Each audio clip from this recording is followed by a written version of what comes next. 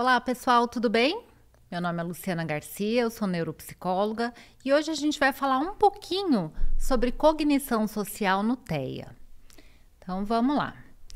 Eu usei como referência um artigo que eu vou deixar aqui para vocês, é um artigo que está aberto, que fala sobre a cognição social nos quadros de TEA. Então, quando a gente pensa numa avaliação psicológica, neuropsicológica, para ajudar no diagnóstico diferencial do TEA, a cognição social, fazer essa avaliação, é como se fosse a cereja do bolo da avaliação neuropsicológica. Então, o que é cognição social? Quando a gente fala da cognição social, a gente está falando de um conceito que é comum à neuropsicologia, neurociência, psicologia, e que se refere à capacidade de perceber, interpretar, processar e responder a informações sociais. Em outras palavras, é um conjunto de habilidades mentais que a gente usa para entender a nós mesmos e aos outros em contextos sociais. E que a gente sabe que é o que está mais prejudicado, que é o que a gente chama de sintoma core do TEA. Por isso que fazer essa avaliação é a cereja do bolo. Porque quando a gente tem muitas vezes alteração na cognição social, fica fácil da gente entender que é um quadro de TEA, por exemplo. Embora a gente encontre também dificuldades sociais, né, na cognição social, no TDAH, em alguns transtornos de personalidade também. E aí é extremamente importante a gente ficar muito atento, porque um TEA de nível 1, por exemplo, ele pode mascarar, ele pode ter aprendido, né, a mascarar essas dificuldades da cognição social deles. Então, quando a gente faz a avaliação de um adulto, de um adolescente com TEA, a gente precisa necessariamente conversar com os pais, conversar com outras pessoas do convívio, né, principalmente aqueles que tiveram um convívio já desde a infância, para a gente entender se o que ele está me apresentando hoje, naquele momento da minha avaliação, é o real, né? Ou se ele aprendeu a se comportar daquela forma. Então, vamos falar um pouquinho sobre quais são a cognição social, como eu falei, é um conjunto de habilidades e é hierárquico. Então, vamos falar um pouquinho de quais seriam essas habilidades sociais que compõem a cognição social. Então, a percepção social é uma das habilidades que envolve a gente reconhecer expressões faciais, os gestos, o tom de voz, né, as intenções das pessoas. A teoria da mente, que com certeza quem trabalha com TEA já ouviu muito falar sobre isso, que é a capacidade que a gente tem de compreender pensamentos, crenças, sentimentos das outras pessoas, né, conseguir inferir o que a outra pessoa quer, o que a outra pessoa está pensando.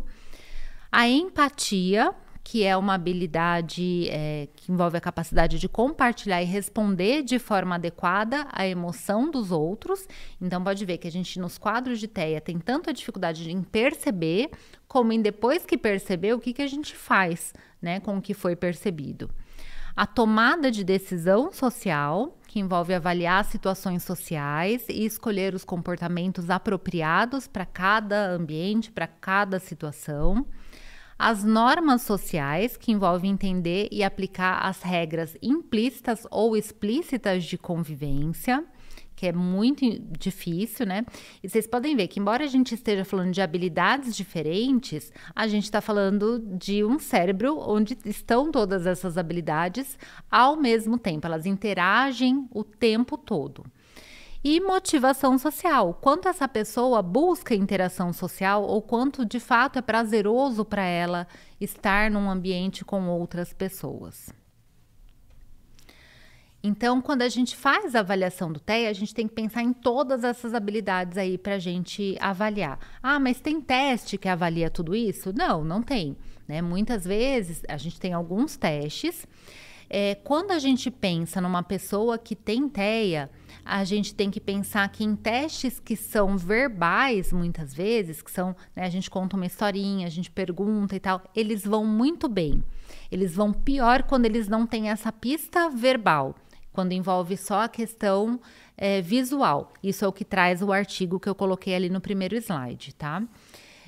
Então, dependendo do teste que a gente aplica, eles vão muito bem, apesar de ter essa dificuldade na vida social, enfim, na vida prática. Então, quando a gente está falando de TEA, e depois que eu montei esse slide, eu até pensei num outro artigo de 2023 que eu acho que eu vou trazer para vocês, que fala da conectividade do TEA.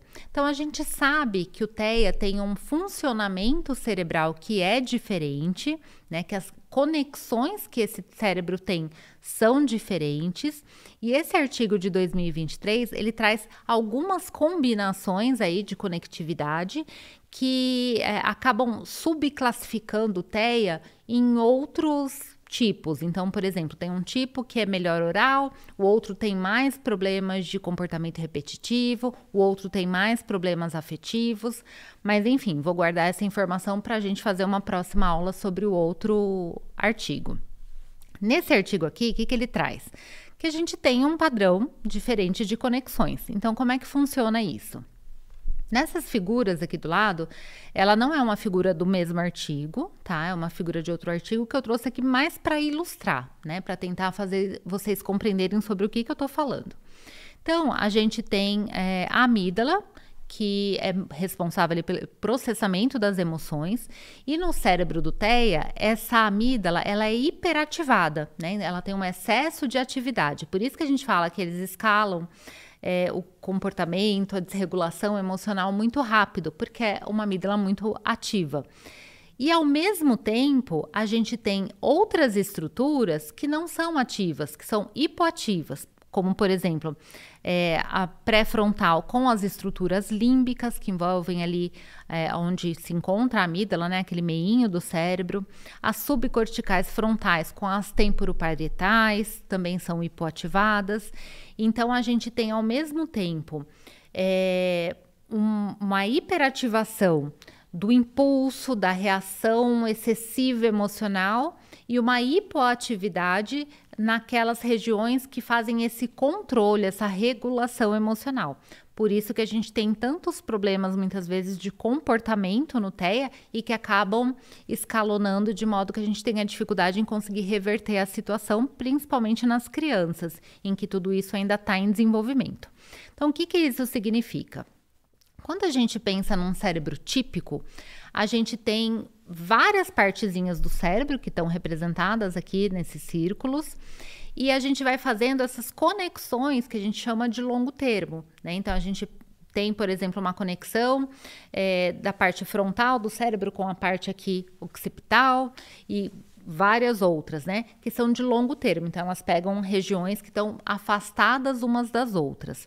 No TEA, a gente tem poucas dessas conexões, né, de regiões que são mais afastadas, e a gente tem um excesso de conexão em regiões que são muito próximas umas das outras. Isso acaba gerando esse funcionamento diferente no TEA, o que gera o funcionamento de cognição social diferente, que é o principal sintoma aí quando a gente fala no autismo.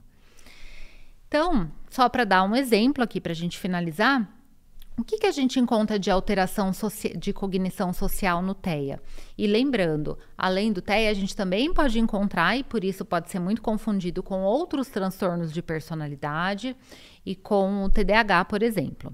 Então, as pessoas com TEA, elas podem interpretar as situações de forma insuficiente ou excessiva, né? Essas situações sociais. E eu tenho muitos exemplos disso com adolescentes. Então, quando a gente conversa com os pais, eles dizem que não, que ele tem interesse, sim, que tem motivação social, que ele consegue perceber muito bem as situações, que ele não tem essa dificuldade social toda, né? Porque é aquilo que o adolescente traz para ele. Quando a gente pergunta para o adolescente, não, eu tenho vários amigos, eu tenho namorado, eu tenho isso, tenho aquilo. Porque a percepção, né, essa cognição social está alterada. Não é todas as vezes. Claro que tem uns que têm namorado, que tem um monte de amigos, sim. Né? Mas na maioria das vezes, isso está alterado. E aí, só para dar um exemplo, né, de como funciona essa cognição, ela pode estar ativada, né? Então, é hipersocial. Então, essa pessoa pode interpretar um sorriso de alguém, uma atenção que a pessoa deu, né? A pessoa parou ali para ouvir aquele adolescente falando, por exemplo, ele já acha que ou é o melhor amigo ou que é namorado. Ele não tem essa percepção, né, real da situação ali. Então ele acaba interpretando de forma hiper ou acaba interpretando de forma hipossocial, né? Ou seja, a pessoa dá atenção, a pessoa quer conversar com ele, ele sai andando, porque ele não consegue perceber os sinais daquela pessoa.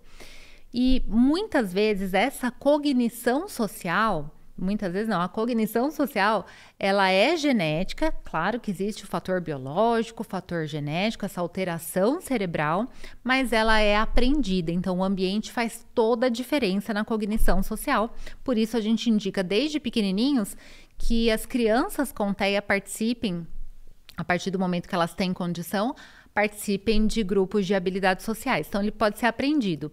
Por isso que quando a gente faz a avaliação psicológica, neuropsicológica, para ajudar no diagnóstico daquela pessoa, a gente tem que entender se ele de fato tem aquela dificuldade, né? E ele aprendeu a lidar com ela, ou se não tem a dificuldade. Então, o nosso olhar para essa cognição social enquanto profissionais, ele tem que estar sempre muito atento.